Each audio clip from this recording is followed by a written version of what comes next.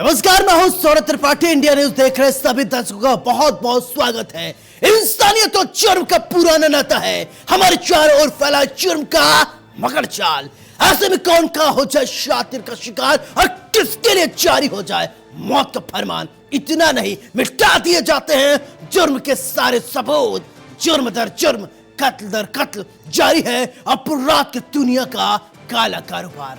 लेकिन हम आपको सच दिखाएंगे, क्योंकि कहीं होता है रेप तो कहीं होती है लूट सरेआम। हो सकता है आपके शहर में वो अपराधी बेखौफ घूम रहा हो, इसलिए आपको सावधान करने के लिए हम लेकर आए हैं हर जुर्म की पूरी दास्तान। आपको दिखाएंगे अपराधी का चेहरा खूंखार, जिसने मचा रखा है हाहाकार।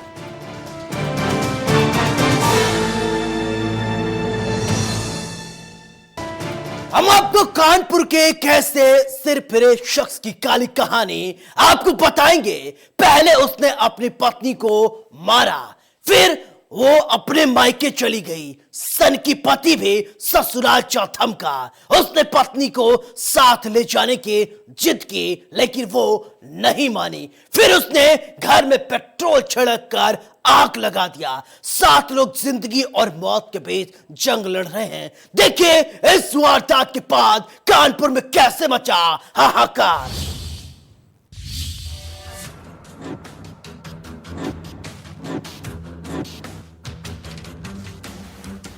सिर फिरे पति की काली करतूत। पहले पत्नी को प्रताड़ित करता था, उसे मारता पीटता था। वो घर चली आई, वो ससुराल जा पहुंचा। जिंदा जलाने की कोशिश, ससुराल के 7 लोग झुलसे। 3 की हालत गंभीर। वारदात से मचा हाहाकार। आपकी टीवी स्क्रीन पर धुंधली पड़ी इन तस्वीरों को हम आपको साफ तौर पर नहीं दिखा सकते हैं, लेकिन एक परिवार की उस दर्द भरी दास्तां को हम आपको बता सकते हैं। कैसे एक सिर फिरे दामाद ने अपने ही ससुराल वालों को अस्पताल के बेड पर दर्द से कराहने के लिए मजबूर कर दिया। क्या कोई इतना बड़ा सिरफिरा हो सकता है कि वो परिवार के 7 लोगों की जिंदगी का दुश्मन बन बैठे?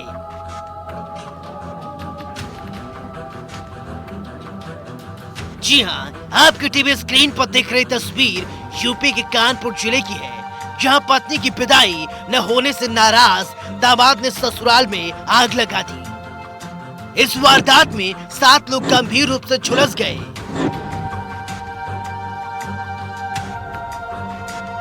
जिसमें परिवार के 3 लोगों की हालत गंभीर बताई जा रही है।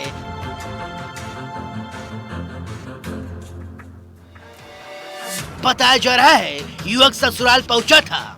इस दौरान ससुराल में रह रही अपनी पत्नी को साथ चलने की जिद करने लगा, लेकिन पत्नी उसके साथ जाने को राजी नहीं हुई तो युवक ने घर पर पेट्रोल छिड़क कर आग लगा दी। पूरा मामला कानपुर के चूही थाना क्षेत्र स्थित रत्तूपुरवा की है, जहां के रहने वाले हीरालाल प्राइवेट नौकरी करते हैं। हीरालाल ने 3 साल पहले अपनी बेटी की शादी हरदोई में रहने वाले मुकेश से की थी। मुकेश पत्नी मनीषा के साथ मारपीट करता था और तरह तरह से उसे प्रताड़ित करता था। मनीषा बच्चे के साथ अपने मायके चली आई, लेकिन ये बात उसके पति को नागवार गुजरी। आरोपी दामाद ने पत्नी को साथ ले जाने का दबाव बनाने लगा। दामाद की हरकत से परेशान होकर हीरालाल चूही थाने में मुकेश के खिलाफ शिकायत दर्ज करवाने गए थे। मैं अपने घर में सो रहा था, बाहर अचानक आवाज आने लगी कि मनीषा दरवाजा खोलो तो मैं पेट्रोल लगा के आग लगा दूंगा। उसका जो कि भतीजे के मेरे आदमी है और बहुत मारता पीटता था। हम लोग मतलब रखते नहीं थे। उसके बाद जब उसकी आवाज़ सुनी, मैंने अपने घर से झज्झर झाँका तो वो यहाँ पे खड़ा होता गेट के पास, और उसने मुझे लेटर लगा के पूरे घर में आग लगा दी। कितने लोग जले इसमें? इसमें करीब 7 लोग जले हैं। एक 1.5 महीने का बच्चा भी है जो कि थोड़ा झुलस गया हल्का सा। और बाकी 3 की सीरियस हालत है। पुलिस सूचना दी थी आप लोगों ने? पुलिस ने हमने चौकी इंचार्ज सचानंद को सूचना दी थी इसकी, वो मौके पे आए। पकड़ा क्या वो? नहीं, फरार है अभी तो। वारदात की जानकारी पुलिस को दी गई। मौके पे पहुंची पुलिस ने पीड़ितों को अस्पताल में भर्ती कराया और मामले की तफ्तीश शुरू कर दी। ये थाना झुंझी अंतर्गत एक बीवी कुत्ती का खाता है। उसमें एक सुबह 4 बजे घटना हुई जिसमें मुकेश नाम का व्यक्ति जो जनपद हरदोई का रहने वाला है, उसकी मनीषा नाम की महिला से शादी हुई थी 3.5 वर्ष पहले, और उनका आपस में पारिवारिक विवाद चल रहा था। वो सुबह 4 बजे इनके घर पे आया। इनके परिवार के 7 सदस्य जो घर में सो रहे थे उनको दरवाज़ा खोलने के लिए कहा, और जब उनके परिवार वालों ने दरवाज़ा नहीं खोला तो इसने उसके गेट पे पेट्रोल डाल के आग लगा दी।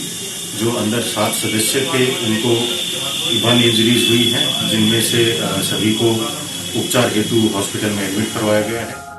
इस वारदात के बाद कई सवाल खड़े होते हैं। आखिर एक शख्स कैसे इतनी बड़ी वारदात को अंजाम दे सकता है? क्या उसे नहीं पता था कि जिन परिवार के लोगों को वो जिंदा जलाने की कोशिश कर रहा है, उन्हें मारना चाह रहा था? उसी परिवार में उसके नाते रिश्ते हैं, उसी परिवार में उसका 1 महीने का बच्चा भी है। उसके बारे में भी उसने जरा भी नहीं सोचा। खैर, पुलिस ने मामला दर्ज कर लिया है। अब देखने वाली बात होगी कि पुलिस आरोपी के खिलाफ क्या कुछ कार्रवाई करती है।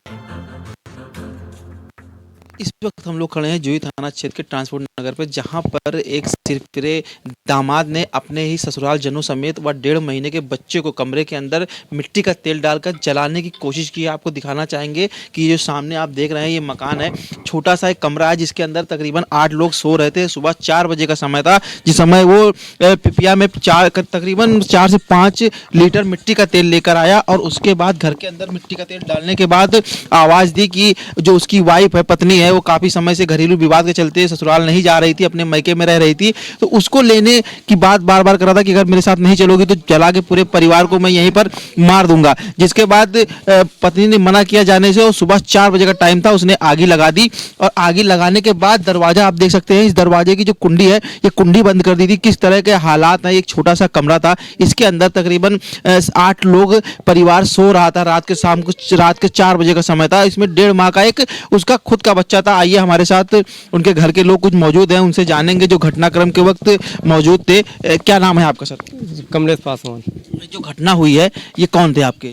ये मेरे भाई का दामाद था।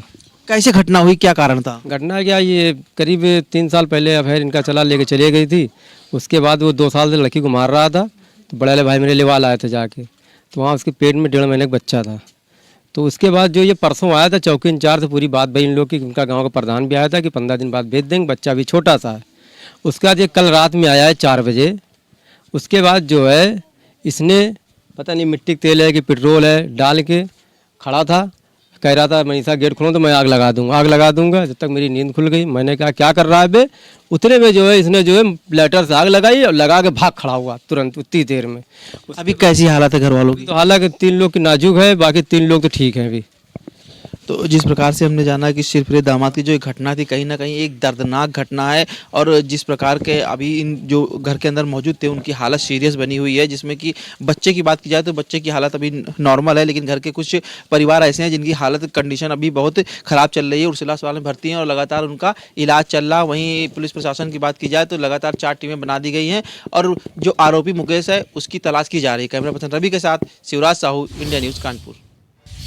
कुछ दिन पहले क्रिकेट मैच के दौरान हुए विवाद को लेकर 5 युवकों ने दूसरे पक्ष के लोगों पर स्टैंप से हमला कर दिया, उन्हें लहूलुहान कर दिया।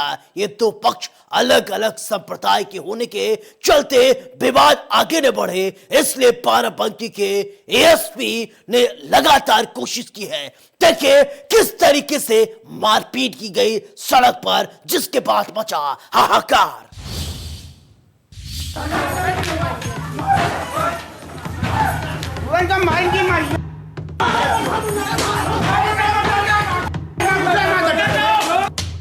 क्रिकेट मैच के दौरान विवाद, 5 युवकों ने जमकर किया तांडव।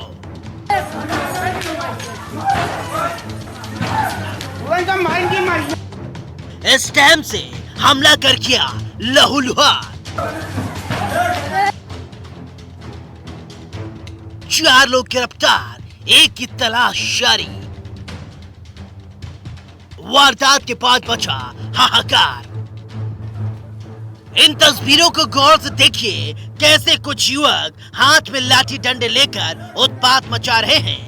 देखिए खुद को कैसे ये दबंग समझ रहे हैं। देखिए ये युवक कैसे बंद दरवाजे पर लात मार रहा है। जी हाँ, आपकी टीवी स्क्रीन पर दिख रही तस्वीर यूपी के बाराबंकी जिले की है, जहाँ बाराबंकी में स्थानीय क्रिकेट मैच में विवाद हो गया। विवाद के बाद दबंगों ने जमकर उत्पात मचाया। आरोपियों ने बाजारों को बंद करवाकर अराजकता फैलाई। हालांकि पुलिस ने मौके पर पहुंचकर स्थिति को नियंत्रण में ले लिया और 4 लोगों के खिलाफ नामजद मुकदमा दर्ज कर उन्हें हिरासत में ले लिया है। हर पहलू पर पुलिस तफ्तीश कर रही है, आखिर क्या हुआ था। हुआ ये कि दुकान हमारे कुछ लोग आए, वो खलसापुर के थे, और उन्होंने इसको उल्ट दी, तोड़ दी सब, तो सामान भी हमारा इसमें खराब हो गया जितना था। कितने लोग थे? अरे थे करीब 20-25 लोग। पुलिस अभी हर पहलू पर छानबीन कर तथ्यों को जुटा रही है। पूरा मामला बाराबंकी जिले के रामनगर थाना क्षेत्र के सुड़िया मऊ की बताई जा रही है, जहां कुछ युवकों ने बीच बाजार में जमकर मारपीट की और बाजारों को बंद करवाकर दहशत का माहौल फैलाने की कोशिश की। इस अराजकता की कहानी घर के सामने पड़े ईंट पत्थर बाजारों में पलट दी गई दुकानों को देखकर आप साफ तौर पर अंदाजा लगा सकते हैं। स्थानीय लोगों की माने तो 15 से 20 लड़के बाजार में घुस आए और जमकर मारपीट करते हुए दुकान पलट दी और लोगों में दहशत फैलाते हुए दुकान बंद करवाने लगे।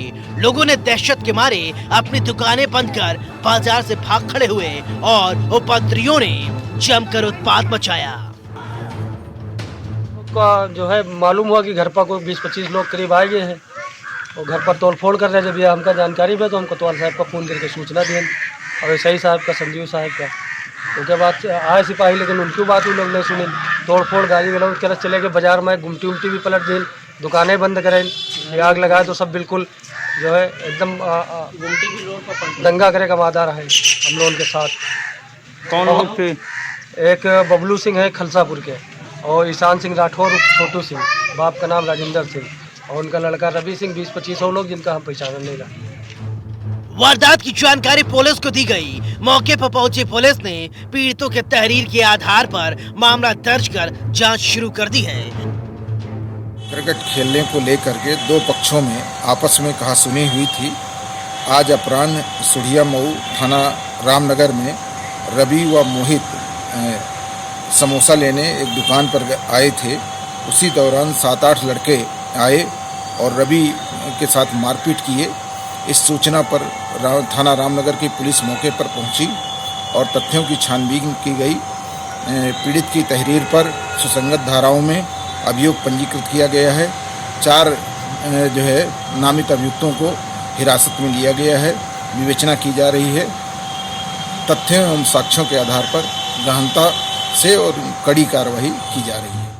इस वारदात के बाद कई सवाल खड़े होते हैं। आखिर प्रदेश में लोगों के अंदर पुलिस प्रशासन का डर भय खत्म हो गया है क्या? क्यों इन युवकों ने कानून को अपने हाथों में लिया? ये खुद को क्या समझते हैं? जिसे चाहेंगे उसे मारेंगे। इन्हें क्या पता कि क्रिकेट को जेंटल गेम कहा जाता है और उसी के लिए ये मारपीट करने को उतारू हो गए हैं। खैर, इन लोगों को पता होता तो शायद इस तरीके की वाहियात हरकतों को ये अंजाम नहीं देते। अब देखने वाली बात होगी पुलिस आरोपियों के खिलाफ क्या कुछ कार्रवाई करती है। इंडिया न्यूज के लिए बाराबंकी से हरी शुक्ला की रिपोर्ट। यूपी के हाथरस में दर्दनाशक तेल बनाने वाले एक अवैध फैक्ट्री को सील कर दिया गया है। फैक्ट्री के पास न कोई ब्रांड का कॉपीराइट सर्टिफिकेट था और न ही लाइसेंस नवीनीकरण का प्रूफ था और कई राज्यों में तेल की सप्लाई की जाती थी। देखिए इस खुलासे के बाद कैसे मचा हाहाकार। 20 नकली तेल फैक्ट्री सील, एसडीएम ने की बड़ी कार्रवाई। कंपनी नहीं दिखा पाई दस्तावेज।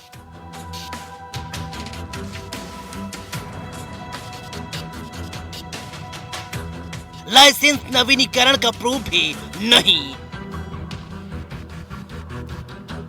ब्रांड का कॉपीराइट प्रमाण पत्र भी नहीं। कई राज्यों में होती थी सप्लाई।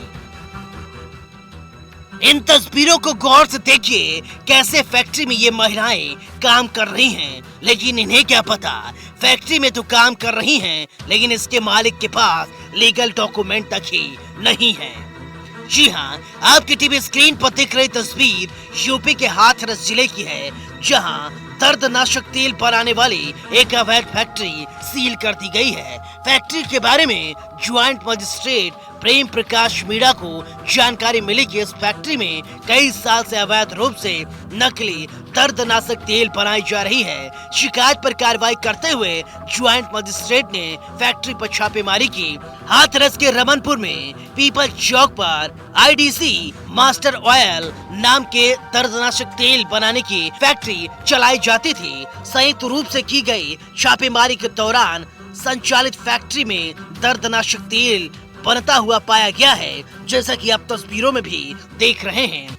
इस दौरान भारी मात्रा में बना हुआ तेल और उसको बनाने का कच्चा माल भी बरामद किया गया है, जिसका लाइसेंस भी साल 2014 तक ही मान्य था।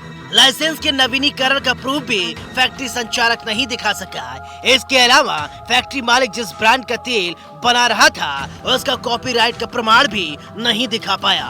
फैक्ट्री के अंदर अवैध रूप से बन रहे नकली तेल की सप्लाई दिल्ली और आसपास के जिलों में की जाती थी। ज्वाइंट मजिस्ट्रेट ने फैक्ट्री मालिक को वैध प्रमाण पत्र प्रस्तुत करने के लिए 7 दिन का समय दिया है। अगर 7 दिनों में आवश्यक प्रमाण पत्र नहीं दिखाए गए तो फैक्ट्री को स्थायी रूप से सील कर दिया जाएगा और कानूनी तौर पर कार्रवाई की जाएगी। पीपल चौक है, यहाँ पर इन्हीं के द्वारा एक आईडीसी ब्रांड का कुछ तेल, आयुर्वेदिक तेल बनाया जा रहा है। तो उसी क्रम में आज मौके पर छापा मारा गया और मौके पर वो तेल बनता हुआ काफ़ी मात्रा में बनता हुआ पाया गया, प्लस जो रॉ मटेरियल है, कच्चा सामान है बनाने का, वो भी काफ़ी मात्रा में यहाँ पे पाया गया। जब जो फैक्ट्री मालिक हैं उनसे उसका लाइसेंस मांगा गया तो आज की तारीख में वो सिर्फ ऐसा लाइसेंस दिखा पाए जो 2014 तक ही वैध था। 2014 के बाद वो लाइसेंस एक्सपायर हो गया था, उसके बाद उसका नवीनीकरण ये नहीं दिखा पाए, ना ही ये उस ब्रांड का कॉपीराइट का लाइसेंस दिखा पाए। तो उसी क्रम में दुकान को सील किया गया है, इनको समय दिया गया है। अगर ये 7 दिन के भीतर अपनी वैलिड डॉक्यूमेंट्स दिखा देते हैं तो इसको अनसील कर दिया जाएगा, और अगर ये नहीं दिखा पाते हैं तो नियमानुसार इनके खिलाफ एफआईआर करना।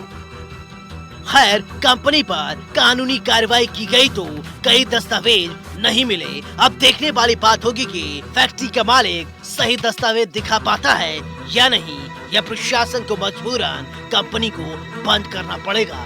इंडिया न्यूज के लिए हाथरस से पीएन शर्मा की रिपोर्ट। कानपुर में 11 करोड़ की ठगी करने वाले शिक्षा माफिया को चकेरी पुलिस ने क्यों छोड़ा? आरोपियों के खिलाफ चकेरी सहित शहर के कई थानों में करोड़ों रुपए के धोखाधड़ी का मामला दर्ज था, फिर भी खाकी क्यों इस पर मेहरबान हुए? Saint Mary's orthodox serial church society और मदर टेरेसा स्कूल के शातिर संचालक गिरोह बनाकर करोड़ों रुपए की ठगी करते थे। देखिए इस ठगी की रिपोर्ट के बाद कैसे मचा हाहाकार।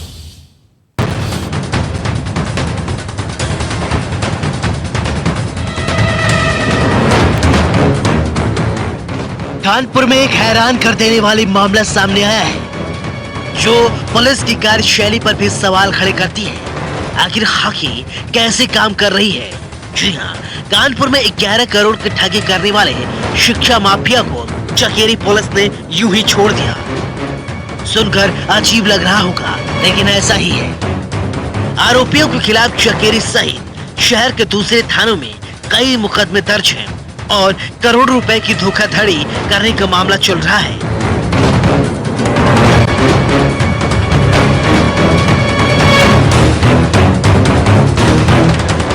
चलिए अब आपको पूरी कहानी बताते हैं।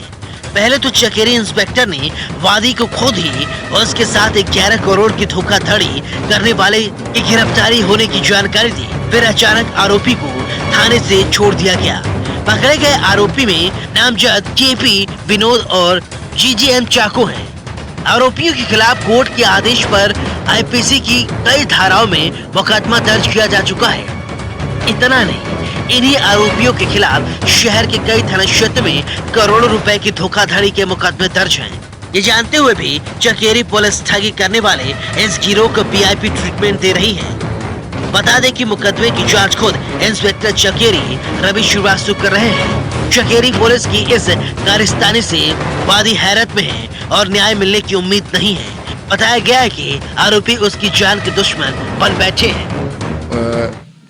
2013 में जो Saint Mary orthodox Syrian church society के लोगों ने एक टाइम्स ऑफ इंडिया में टेंडर निकाला था, जिसके जरिए हमने भी टेंडर भरा था। टेंडर भरने के बाद हमारा लोवेस्ट रेट आने के बाद हमको उन्होंने काम दिया, हमसे सिक्योरिटी मनी जमा कराई और काम दिया। काम 3 मंजिल का था। 2 मंजिल बनाने के बाद तीसरी मंजिल का काम रोक दिया। रोकने के बाद उसका जो मटेरियल था वहीं रखवा लिया। बोले अभी हमारी स्थिति ठीक नहीं है, बैंक से पैसा मिलना है, मिलने के बाद हम आपको पेमेंट भी करेंगे और माल आप बिल्डिंग भी बनाइएगा। उसके बाद इन्होंने क्या किया कि हमारा हिसाब किताब कर दिया। करने के बाद बोले मटेरियल रहने दीजिए, पैसा आने दीजिए, हम बनवाएंगे। इन्होंने चोरी से 2016 में स्कूल बेच दिया। बेचने के बाद हम इनके पास पैसे के लिए जाते रहे तो इन्होंने हमको थोड़ा बहुत पेमेंट दे करके अभी नहीं आया। अभी जब हम मई 2017 में 17 मई 2019 को हमारा हिसाब हुआ तो 10,42,42,365 रुपए का हमने बिल दिया उनको। देने के लिए क्या कहा उन्होंने देने के लिए साफ मना कर दिया और हमसे मारपीट और गाली गलौज करने लगे। बोले हम पैसा नहीं देंगे, हमारी पकड़ ऊपर तक है, तो जो तुम्हें करते बने अपना करो। थाना चकेरी ने करीब 40 दिन बाद 26/11/2020 से मुकदमा हमारा दर्ज था। 10 जनवरी को जो है 2 अभियुक्तों को पकड़ के लाई, हवालात में डाली। केपी, विनोद और जीजीएम चाको को पकड़ के ले आई। 4 बजे शाम को ले आई लगभग और रात के 12-1 बजे उनको छोड़ दिया। एक एफआईआर दर्ज हुई है थाना चकेरी में। इसमें वादी मुकदमा द्वारा कहा गया है कि उनको एक स्कूल के निर्माण का वो मिला था, प्रोजेक्ट मिला था और उसमें इनकी पेमेंट जो है वो पूरी तरह से नहीं की गई थी। जो पेंडिंग अमाउंट थी वो करीब 10 करोड़ की है। इसमें मुकदमा पंजीकृत कर दिया गया है, विवेचना जारी है। अभी इसमें डॉक्यूमेंट्स के वेरिफिकेशन की जो कार्रवाई है वो चल रही है। सर, ऐसा आरोप लगाया है वादी ने कि 2 लोगों को पकड़ के लाई थी पुलिस 2 दिन पूर्व में और उनको छोड़ दिया गया, जबकि वो नामजद है एफआईआर में। 2 लोगों को पुलिस ने पकड़ा था। ये इनकी जीडी में एंट्री भी है। इनको पूछताछ के लिए थाने पर लाया गया था। इसके बाद सीआरपीसी की धारा 41A के तहत इनको नोटिस देकर के छोड़ा गया। सर, कितनी जल्दी उम्मीद है कि इन पर कार्रवाई की जाएगी? विवेचना जारी है और जैसे ही तथ्य प्रकाश में आते हैं इसमें पूरी कार्रवाई विधिक रूप से की जाएगी। आरोपी स्कूल के बिल्डिंग का निर्माण कराने के बाद नहीं कर रहे हैं ठेकेदार को भुगतान। पीड़ित थाने चौकी के चक्कर काटने में लगे हैं। बाद में कोर्ट के आदेश पर चकेरी थाना में मामला दर्ज हुआ, लेकिन अभी भी कार्रवाई कुछ नहीं हुई। अब खाकी पर भी सवाल उठने लगे हैं। क्या खाकी आरोपियों को संरक्षण दे रही है? कानपुर के बड़े व 36 स्कूलों में नाम आने वाले सेंट मैरी ऑर्थोडॉक्स सीनियरियन व मदर टेरेसा स्कूल के मालिकान व उनके जो कमेटी के लोग हैं उनके ऊपर करोड़ों रुपए गबन करने का आरोप लगा है। आपको बता दूं चकेरी थाना में इनके खिलाफ मुकदमा भी पंजीकृत किया गया है। अभी ताज़ा मामला है कि पीड़ित पक्ष ने आरोप लगाया है कि उनमें से अभियुक्तों में से 2 अभियुक्त को चकेरी पुलिस पकड़कर भी लाई थी और थाने से ही छोड़ दिया। कानपुर पुलिस की बात की जाए तो इसके चकेरी के सिवा अन्य थानों में इनके खिलाफ इसी प्रकार के मुकदमे दर्ज हैं। उनमें से कई में चार्जशीट लग चुकी है, लेकिन कानपुर पुलिस के द्वारा अभी तक इनके खिलाफ कोई ठोस कार्रवाई नहीं की गई। वहीं सूत्रों से मिली जानकारी के अनुसार आपको बता दें कि करोड़ों का गमन करने के बाद ये पूरी जो टीम है ये हिंदुस्तान छोड़ने के फिराक में। अब देखना ये होगा कि कानपुर पुलिस इनके ऊपर शिकंजा कसती है या ये अपनी पावर का और पहुंच का इस्तेमाल करके हिंदुस्तान छोड़ने में कामयाब हो जाते हैं। कैमरा पर्सन रवि के साथ शिवराज साहू, इंडिया न्यूज कानपुर। हमारा मकसद आपको डराना नहीं है, बल्कि आपको बताना है समाज में किस तरीके से जराइम की काली कहानी बुनी जा रही है। कल फिर मिलेंगे कुछ और काली कहानियों के साथ। तब तक दीजिए अपने दोस्त सौरभ त्रिपाठी को इजाजत। लेकिन चलते चलते दोस्तों एक गुजारिश, सावधान रहें, सुरक्षित रहें और अपना ख्याल रखें। नमस्कार।